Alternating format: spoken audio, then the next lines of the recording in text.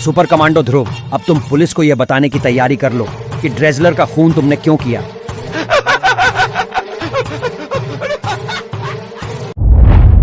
यह हंगामा Rajnagar sports meet में एक मोटरसाइकिल रेस से शुरू हुआ था, जिसमें ध्रुव पर चैंपियन किलर ने एक अन्य मोटरसाइकिल सवार गैलीलो के धोखे में हमला किया था। असावधान ध्रुव को मुंह की खानी पड़ी और चैंपियन किलर सुरक्षित भाग गया।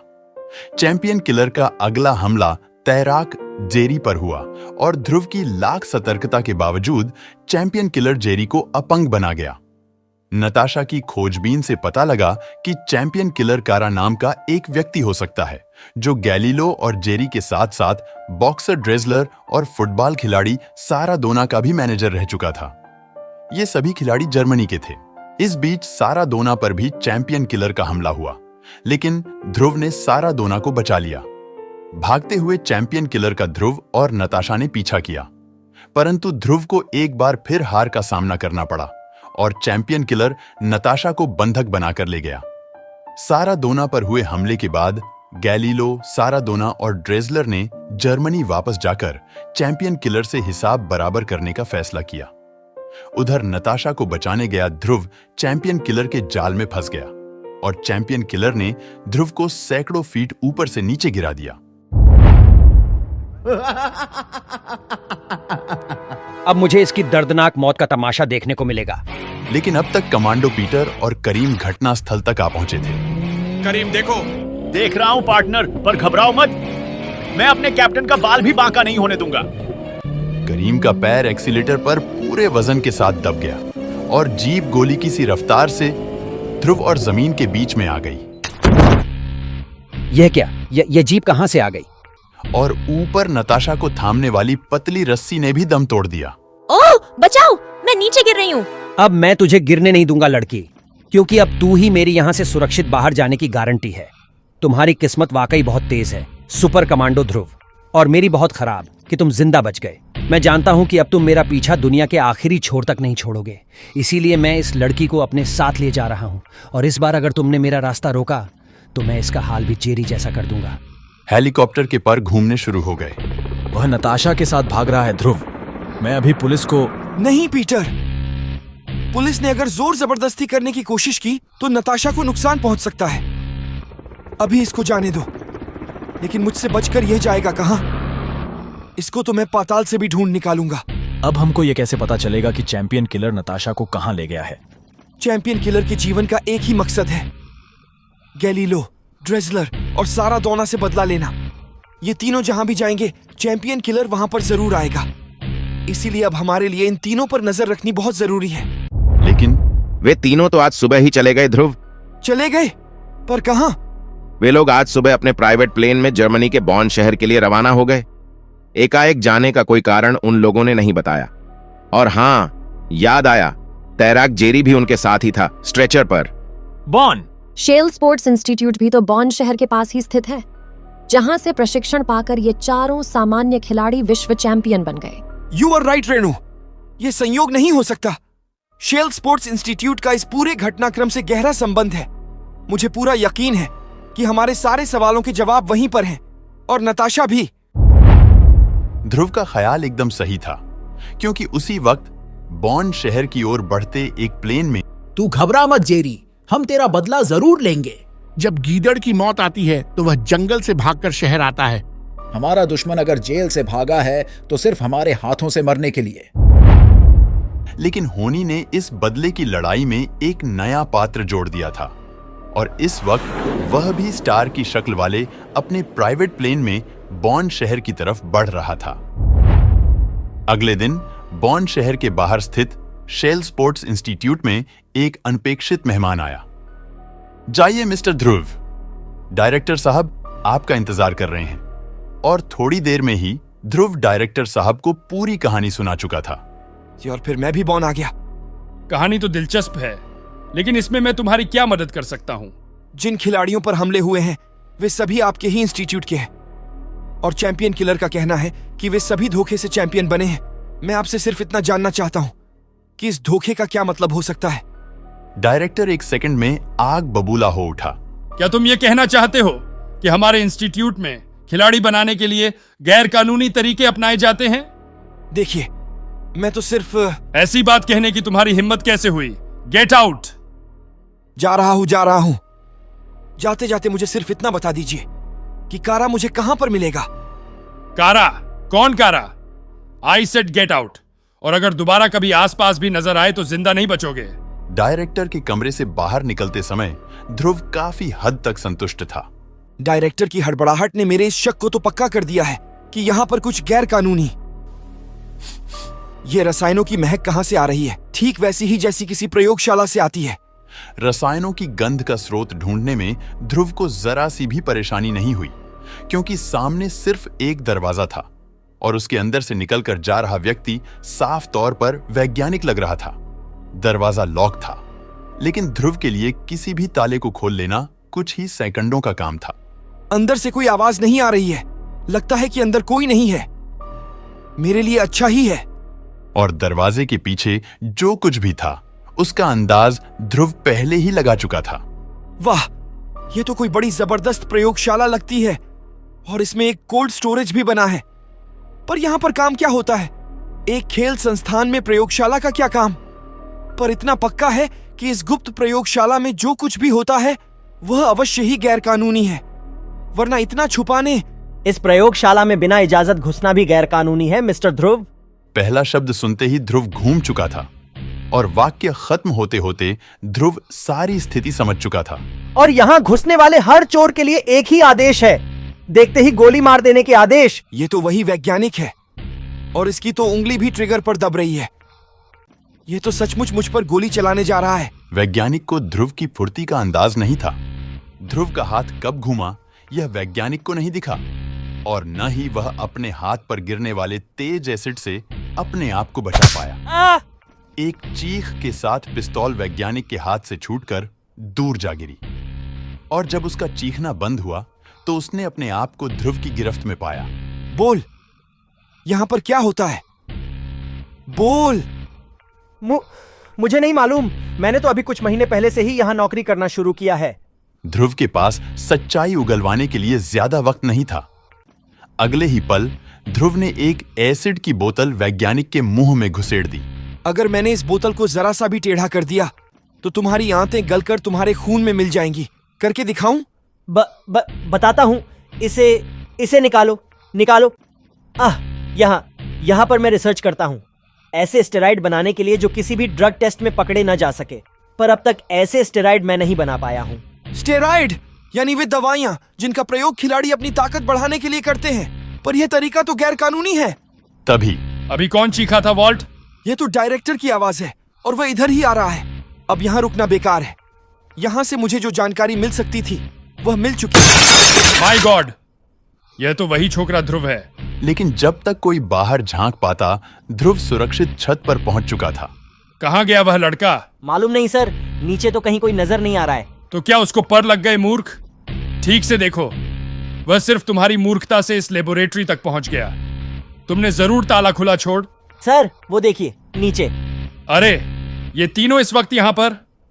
क्या संयोग है, अभी वह लड़का इनके बारे में ही बात कर रहा था। ध्रुव को ज्यादा आश्चर्य नहीं हुआ। वाह, इन तीनों का यहाँ आना साबित करता है कि इस इंस्टीट्यूट का पूरे घटनाक्रम और नताशा के अपहरण से गहरा संबंध है। थोड़ी ही देर में। और वह मुझसे कारा के बारे में भी पूछ रहा था। मुझे समझ में नहीं आया कि इस कहानी में कारा कहां से आ गया। वह कारा जिसे कई महीनों से किसी ने देखा तक नहीं। और सबसे बुरी बात तो यह है कि वह हमारी लेबोरेटरी के बारे में भी जान गया है। आप उस छोकरे की चिंता छोड़ दीजिए सर, उसे हम संभाल लेंगे। हमको पता चला है कि हर्ट जेल से भाग गया है। आपने उसको कहीं इंस्टीट्यूट के आसपास तो नहीं देखा है? हर्ट को? नहीं। वैसे वह जेल से भागा क्यों? यही तो हम भी जानना चाहते हैं। अब हमको इजाजत दीजिए डायरेक्टर साहब। ध्रुव के लिए यह नाम एकदम नया था। हर्ट? ये हर्ट कौन है? वह छोकरा कारा के बारे में कैसे जान गया? पता नहीं, लेकिन वह लड़का है बहुत खतरनाक। अगर वह कारा तक पहुंच गया तो हमारे सारे भेद खुल जाएंगे। हमको तुरंत कारा के पास जाकर यह चेक करना चाहिए कि सब कुछ ठीक ठाक है या नहीं। तुम दोनों जाकर यह चेकिंग का काम कर लो।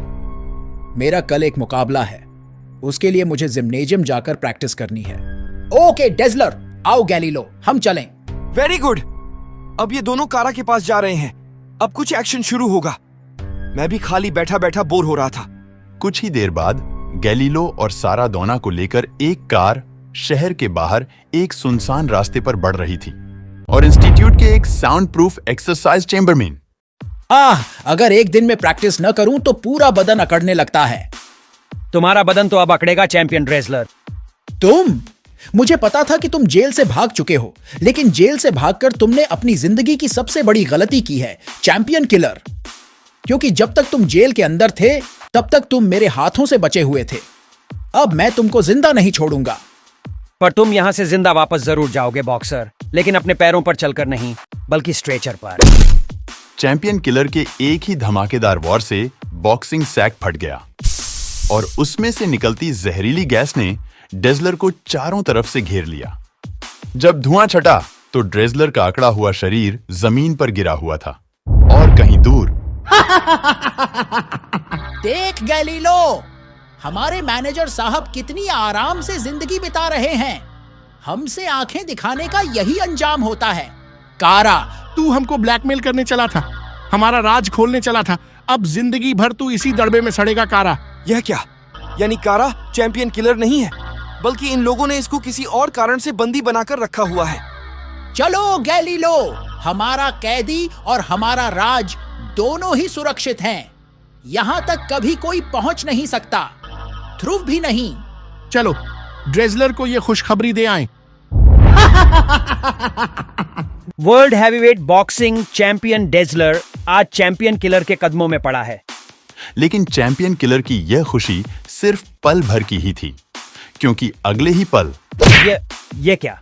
तुम्हारे हाथ पैर तो चल रहे हैं, यानी तुम पर मेरी नर्व गैस का असर नहीं हुआ? नहीं कमीने, जब से तूने सारा दोना पर गैस से हमला किया तब से मैं अपनी नाक में हमेशा एयर फिल्टर पहने रहता हूं, इसीलिए तेरी गैसें मुझ पर बेअसर हैं। गिरने का नाटक तो मैंने सिर्फ इसलिए किया था ताकि तू असावधान हो जाए और अपना बचाव न कर सके। ड्रेजलर ने आज तक कोई मुकाबला नहीं हारा था और आज तक उसका कोई भी प्रतिद्वंदी बॉक्सिंग रिंग से अपने पैरों पर चलकर वापस नहीं जा पाया था।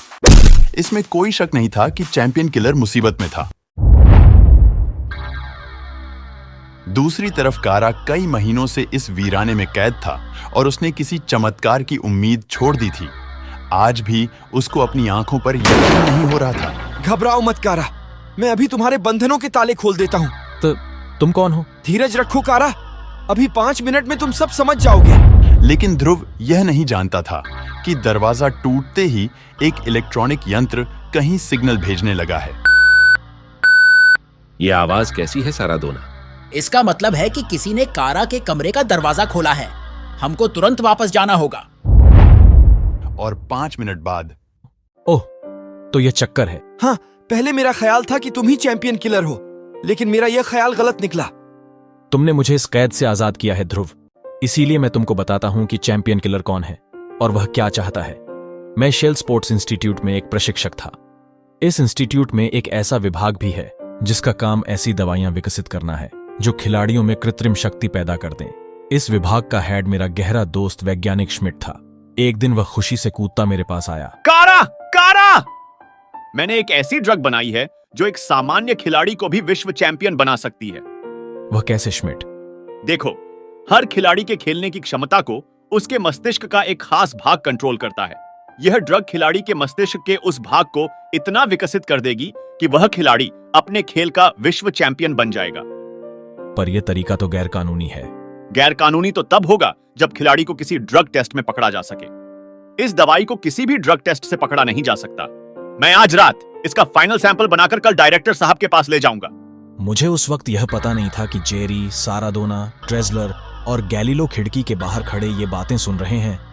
उस समय यह चारों बहुत मामूली खिलाड़ी थे। बाद में मुझे यह भी पता चला कि उसी रात यह चारों श्मिट के पास लेबोरेटरी में गए और श्मिट से उन लोगों ने वह वंडर ड्रग उन चारों को सौंप देने के लिए कहा। श्मिट के साफ मना कर देने पर इन चारों ने वंडर ड्रग जबरदस्ती अपने कब्जे में लेकर श्मिट को खिड़की से नीचे धकेल दिया। जमीन से टकराने से पहले श्मिट सिर्फ एक ही बार चीख पाया। उस वक्त श्मिट का सहायक हर्ट मेरे साथ बैठा कॉफी पी रहा था। चीख सुनकर हम दोनों बाहर की तरफ तेजी से भागे। हमारे सामने खून में नहाई हुई श्मिट की लाश जमीन पर पड़ी थी। हर्ट तेजी से ऊपर लेबोरेटरी की तरफ भागा और मैं श्मिट की नब्ज देखने लगा। श्मिट की धड़कन बंद हो चुकी थी। अब वहां करने को कुछ भी नहीं था। मैं भी तेजी से ऊपर भागा, लेकिन वहां पर तो नजारा कुछ और ही था। लेबोरेटरी में वह चारों हर्ट को पकड़े खड़े थे। कारा, इस कमीने ने हमारे सामने प्रोफेसर श्मिट से झगड़ा करने के बाद उनको नीचे धक्का दे दिया। मैं सच्चाई जानता था, लेकिन उन 4 की गवाहियों के सामने जज ने मेरी गवाही को नहीं माना और हर्ट को उम्र कैद की सजा हो गई। इन चारों को फिर भी यह डर बना रहा कि मैं कहीं इनके वंडर ड्रग का भेद न खोल दूं। इन लोगों ने मुझे अपना मैनेजर बना लेने और बेशुमार पैसे देने का लालच दिया। मैं मूर्ख इनके झांसे में आ गया, लेकिन ये चारों उस ड्रग के बूते पर सफलता की सीढ़ियां चढ़ते रहे और मुझे एक भी पैसा नहीं दिया। और जब मैंने ओलंपिक कमेटी के सामने इनका राज खोलने की धमकी दी, तो इन लोगों ने मुझे यहां कैद कर लिया। समझा, पर इस कहानी में चैंपियन किलर कहाँ है? मुझे कुछ समय पहले इनकी बातों से पता चला कि हर्ट जेल से भाग गया है। वह खुद भी वंडर ड्रग का फार्मूला जानता है। उसने अदालत में इन चारों से बदला लेने की कसम भी खाई थी। अब वही कारा! गोली बाहर से किसी ने चलाई है, और मैं यकीन के साथ कह सकता हूं कि गोली चलाने वाले गैलीलो और सारादोना है। सारादोना! इसने हमको कारा का खून करते हुए देख लिया है। घबरा मत गैलीलो, गाड़ी से कुचली हुई लाशें गवाही नहीं देती। ये तो सीधा मेरी ही तरफ आ रहा है। कार बिजली की तरह ध्रुव की तरफ लपकी। छुपने का वक्त नहीं था, और वैसे भी ध्रुव ने मुसीबत से बचकर भागना नहीं, बल्कि उसका सामना करना सीखा था। अगले ही पल सारादोना और गैलीलो ने एक आश्चर्यजनक दृश्य देखा। सारादोना, यह तो बच गया। इतनी फुर्ती! यह आदमी नहीं, शैतान का भी बाप है। कोई आदमी ऐसा करिश्मा नहीं कर सकता। इससे उलझना बेवकूफी होगी। अब हमारे सामने एक ही रास्ता है। इस छोकरे से सिर्फ ड्रेजलर ही निपट सकता है। ये दोनों भागकर अब ड्रेजलर की मदद लेने जा रहे हैं, पर फिर भी ये मुझसे बच नहीं पाएंगे। ड्रेजलर वाकई एक खूंखार वहशी था, और अपना पहला दांव बेकार हो जाने के बाद चैंपियन किलर उससे बच नहीं पा रहा था। संघर्ष जीने और मरने का था। यह बात साफ थी कि दोनों में से कोई एक व्यक्ति ही जिंदा बच सकता था। चैंपियन किलर ने लपक कर एक भाला उठा लिया। अब सोचने का समय नहीं था। लड़ाई आर पार की थी। चैंपियन किलर अपना निर्णय लेने से पहले पल भर को भी नहीं ठिठका। जेवलिन का नुकीला फर ड्रेजलर के सीने को बीचों बीच से छेदता हुआ पीछे दीवार में जा धंसा। ड्रेजलर का काम पल भर में तमाम हो गया।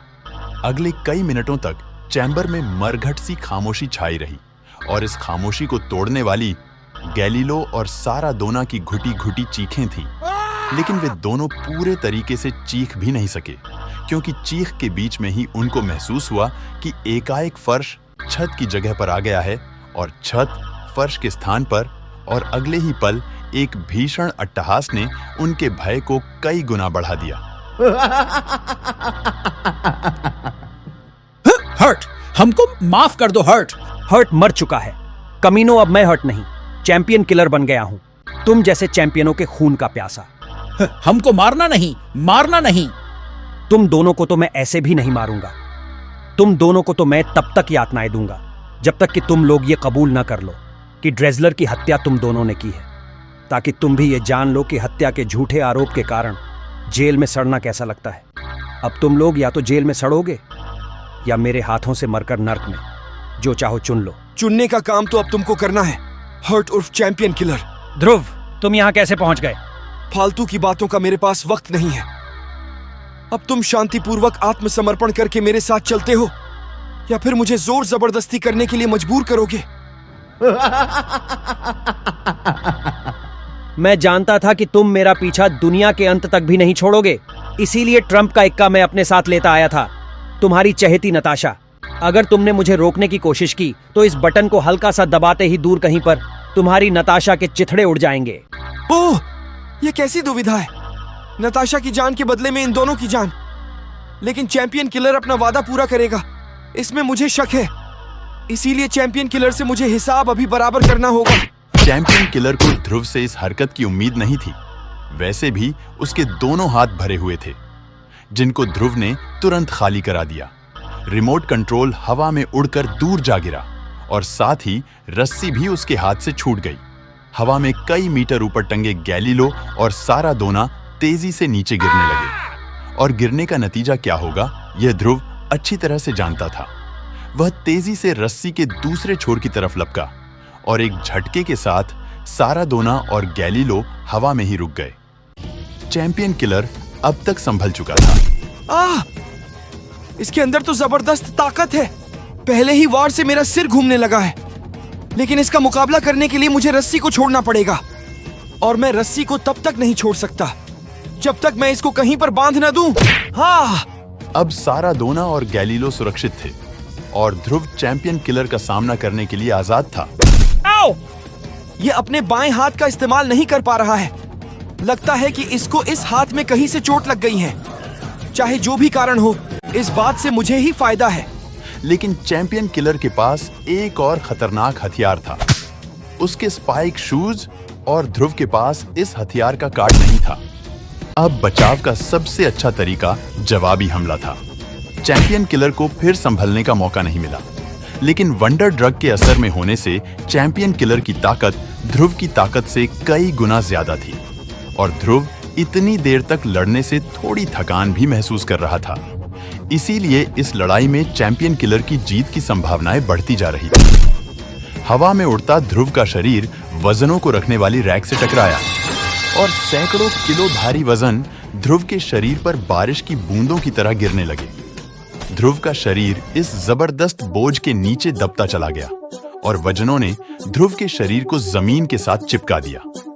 ध्रुव के लिए अपने शरीर को जमीन से 1 इंच ऊपर उठाना भी असंभव था। ऐसी स्थिति में ध्रुव अपने सिर पर खड़ी मौत को असहाय सा देखने के अलावा और कुछ नहीं कर सकता था।